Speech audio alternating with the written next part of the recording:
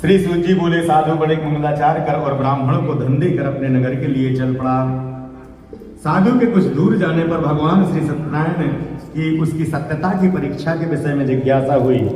साधु, तुम्हारी नाव में क्या भरा है? तब धन के मद में चूर दोनों महावेश्यों ने अवहेलना पूर्वक हंसते हुए कहा, दंडिन क्यों पूछ रहे हो? क्या कुछ द्रव्य लेने की इच्छा है?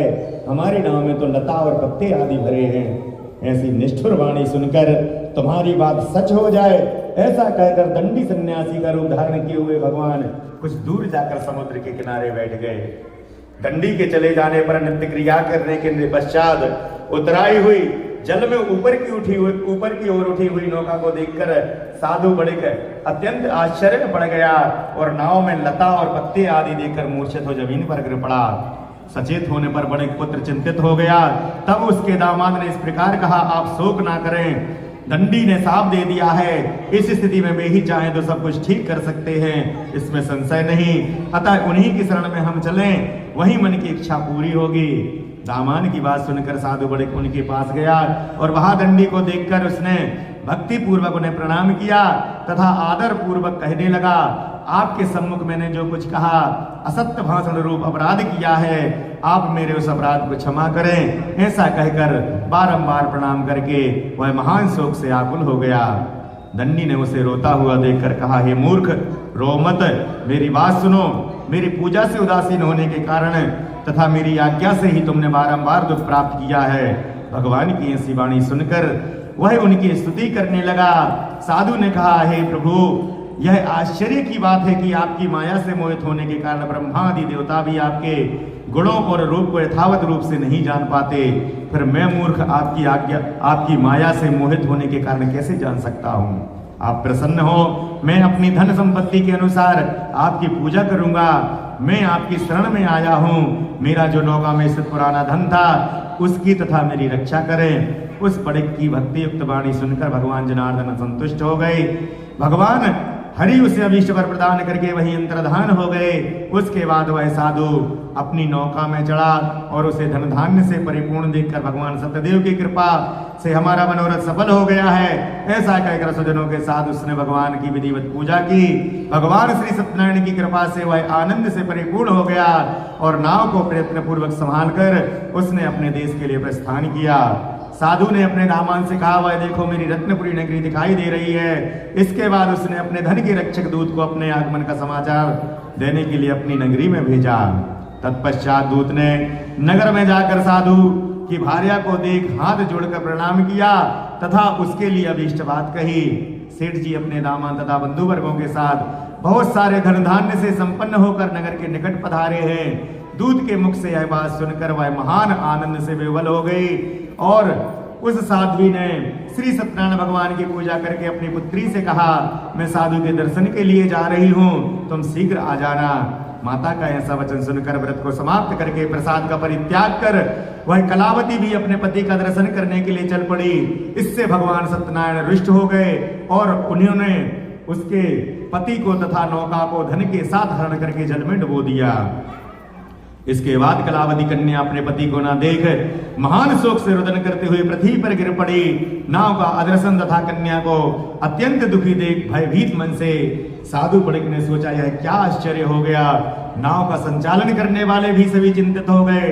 तदनंतर वह लीलावती भी कन्या को देखकर विह्वल हो गई और अत्यंत दुख से विलाप करती हुई अपने पति से इस प्रकार बोली, अभी अभी तो नौका के साथ भगवान दामाद कैसे अलक्षित हो गया, ना जाने किस देवता की उपेक्षा से वह नौका हरण कर ली गई है, अथवा श्री सत्यनारायण भगवान का महात्म्य कौन जान सकता है। ऐसा कहकर वह स्वजनों के साथ विलाप करने लगे तथा कलावती कन्या को गोद में लेकर रोने लगी। कलावती कन्या भी अपने पति के नष्ट हो जाने पर दुखी हो गई और पति की पादुका लेकर उनका अनुगमन करने के लिए उसने मन में निश्चय किया। कन्या के इस प्रकार के आचरण को देख भार्या सहित वह धर्मज्ञ साधु बड़िक अत्यंत शोक संतप्त हो गया और सोचने लगा, या तो भगवान सत्यनारायण ने यह दामान के साथ धन धान्य से भरी नौका का अपहरण किया है, अथवा हम सभी भगवान सत्यदेव की माया से मोहित हो गए हैं। अपनी धन शक्ति के अनुसार मैं भगवान सत्यनारायण की पूजा करूंगा। सभी को बुलाकर इस प्रकार कहकर उसने अपने मन की इच्छा प्रकट की और बारंबार भगवान सत्यदेव को दंडवत प्रणाम किया। इससे दीनों के परिपालक भगवान सत्यदेव प्रसन्न हो गए। भक्तवत्सल भगवान ने कृपा पूर्वक कहा, तुम्हारी कन्या प्रसाद छोड़कर अपने पति के दर्शन करने को चली आई है। निश्चय ही इसी कारण उसका पति अदृश्य हुआ है। यदि वह घर जाकर प्रसाद ग्रहण कर पुनः आए तो हे साधु, तुम्हारी पुत्री पति को प्राप्त करेगी, इसमें संशय नहीं। कलावती भी आकाश मंडल से ऐसी वाणी सुनकर शीघ्र ही घर गई और उसने प्रसाद ग्रहण किया। पुनः आकर स्वजनों तथा अपने पति को देखा। तब कलावती कन्या ने अपने पिता से कहा, अब तो घर चलें, विलंब क्यों कर रहे हैं। कन्या की बात सुनकर बड़े पुत्र संतुष्ट हो गया और विधि विधान से भगवान सत्यनारायण का पूजन करके धन तथा बंधु वर्गों के साथ अपने घर गया। तदनंतर पूर्णिमा तथा संक्रांति महापर्वों पर भगवान सत्यनारायण का पूजन करते हुए इस लोक में सुख भोग कर अंत में वैकुंठ लोक को चला गया। श्री स्कंद पुराणे रेवा खंडे श्री सत्यनारायण व्रत कथायाम चतुर्थ अध्याय। बोले श्री सत्यनारायण भगवान की जय। श्रीमन्नारायण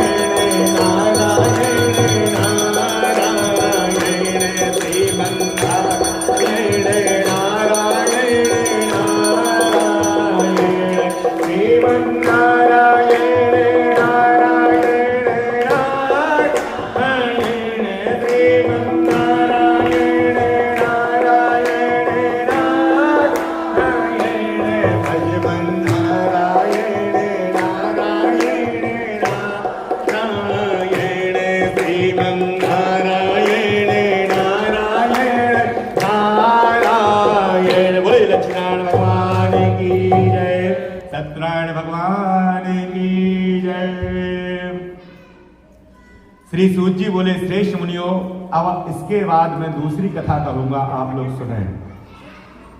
अपनी प्रजा का पालन करने में तत्पर तुंगध्वज नामक एक राजा था। उसने सत्यदेव के प्रसाद का परित्याग करके दुख प्राप्त किया। एक बार वह वन में जाकर और वहां बहुत से पशुओं को मारकर बट वृक्ष के नीचे आया। वहां उसने देखा कि गोपगण बंधु बांधवों के साथ संतुष्ट होकर भक्ति पूर्वक भगवान सत्यदेव की पूजा कर रहे हैं। राजा यह देखकर भी अहंकार वश ना तो वहां गया और ना उसने भगवान सत्यदेव को प्रणाम ही किया। इसके बाद पूजन के अनंतर सभी गोपगण भगवान का प्रसाद राजा के समीप रखकर वहां से लौट आए और इच्छानुसार उन सभी ने भगवान का प्रसाद ग्रहण किया।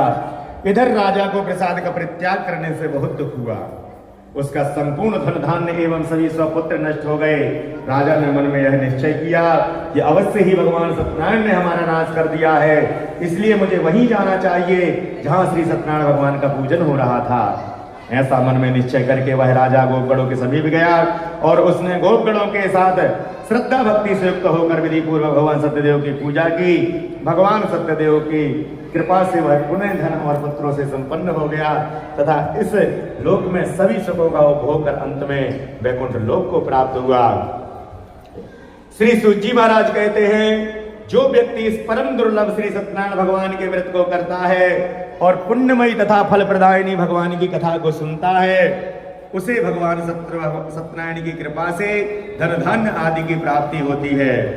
दरिद्र धनवान हो जाता है, बंधन में पड़ा हुआ बंधन मुक्त हो जाता है, डरा हुआ व्यक्ति भय से मुक्त हो जाता है। यह सत्य बात है, इसमें संशय नहीं। इस लोक में वह सभी ईप्सित फलों का भोग प्राप्त करके अंत में वैकुंठ लोक को जाता है। हे ब्राह्मणों, इस प्रकार मैंने आप लोगों से भगवान सत्यनारायण के व्रत को कहा, जिसे करके मनुष्य सभी दुखों से मुक्त हो जाता है। कलयुग में तो भगवान सत्यदेव की पूजा विशेष फल प्रदान करने वाली है। भगवान विष्णु को ही कुछ लोग काल, कुछ लोग सत्य, कोई ईश और कोई सत्यदेव तथा दूसरे लोग सत्यनारायण नाम से कहेंगे। अनेक रूप धारण करके भगवान सत्यनारायण सभी का मनोरथ सिद्ध करते हैं। कलयुग में सनातन भगवान विष्णु ही सत्य व्रत रूप धारण करके सभी का मनोरथ पूर्ण करने वाले होंगे। हे श्रेष्ठ मुनियों, जो व्यक्ति नित्य भगवान सत्यनारायण की इस व्रत कथा को पढ़ता है सुनता है, भगवान सत्यनारायण की कृपा से उसके सभी पाप नष्ट हो जाते हैं।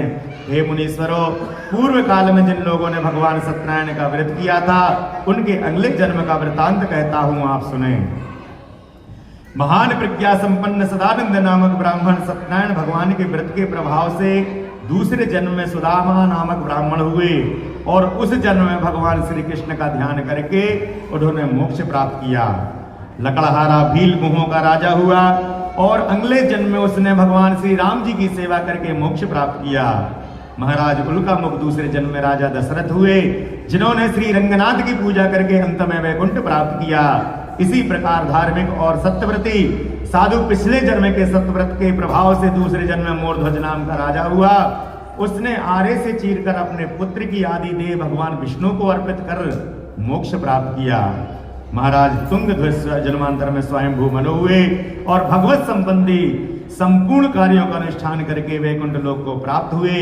जो गोपगण थे वे सब जन्मांतर में ब्रजमंडल में निवास करने वाले गोप हुए और सभी राक्षसों का संहार कर उन्होंने भगवान का शाश्वत गोलोक प्राप्त किया।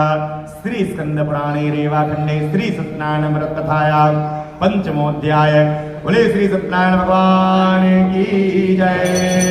श्रीमन्नारायण नारायण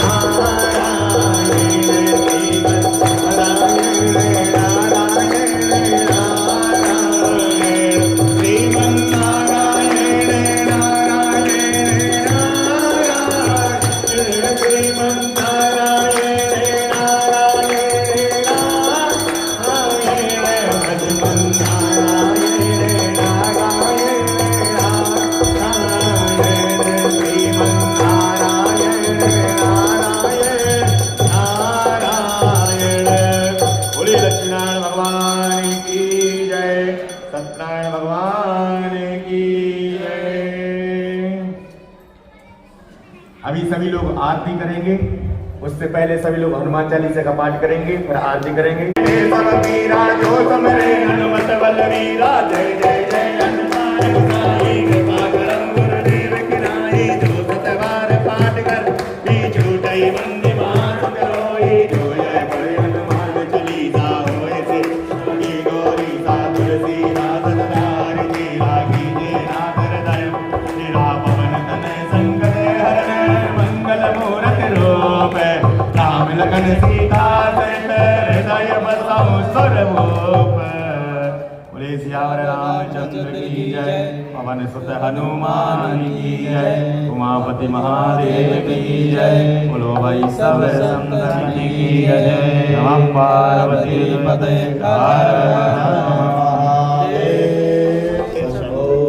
सभी लोग अपने अपने स्थान पर खड़े हो जाएंगे और वहीं से आरती करेंगे सभी लोग।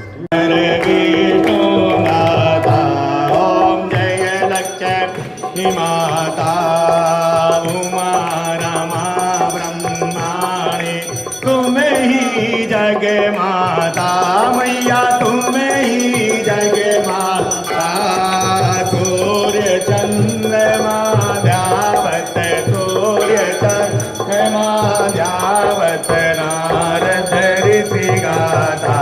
ओम जय लक्ष्मी माता दुर्गा रूप, तुमको नित दिन गावत, मैया लिखो सदा परमवत, हरि विष्णु गाथा।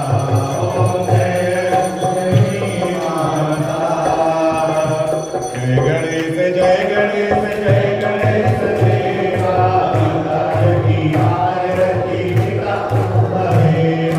जय गणेश जय गणेश जय गणेश देवा, माता की आरती देवा। एक रंग दयावंत चार भुजाधारी, एक रंग दयावंत चार भुजाधारी, मांगे पर तिलक तोर मुख की सहारे, मांगे पर तिलक तोर मुख की सहारे। मान जय भूल जय काल जय मेवा, हनुमान का भोग लगे संत करे देवा। जय गणेश जय गणेश जय गणेश देवा, माता की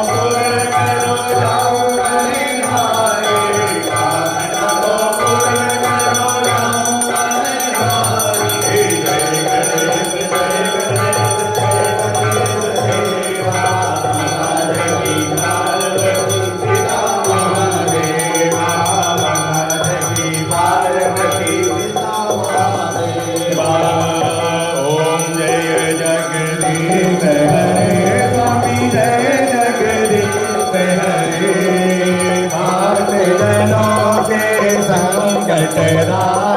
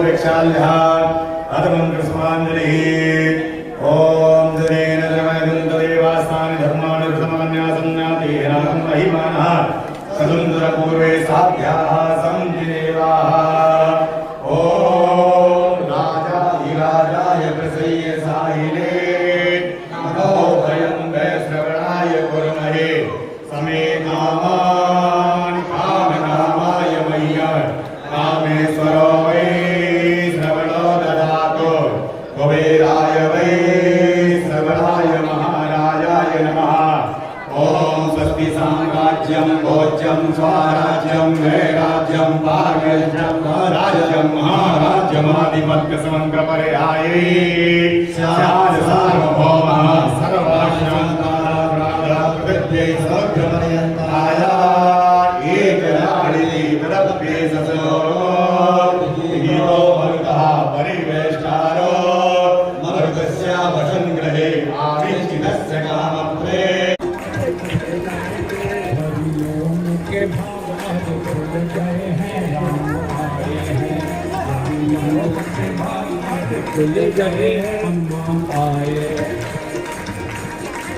दादा बनो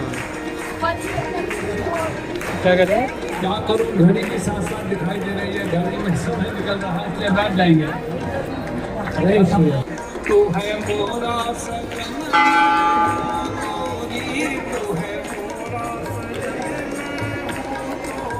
मोरा प्रसाद लेना सजन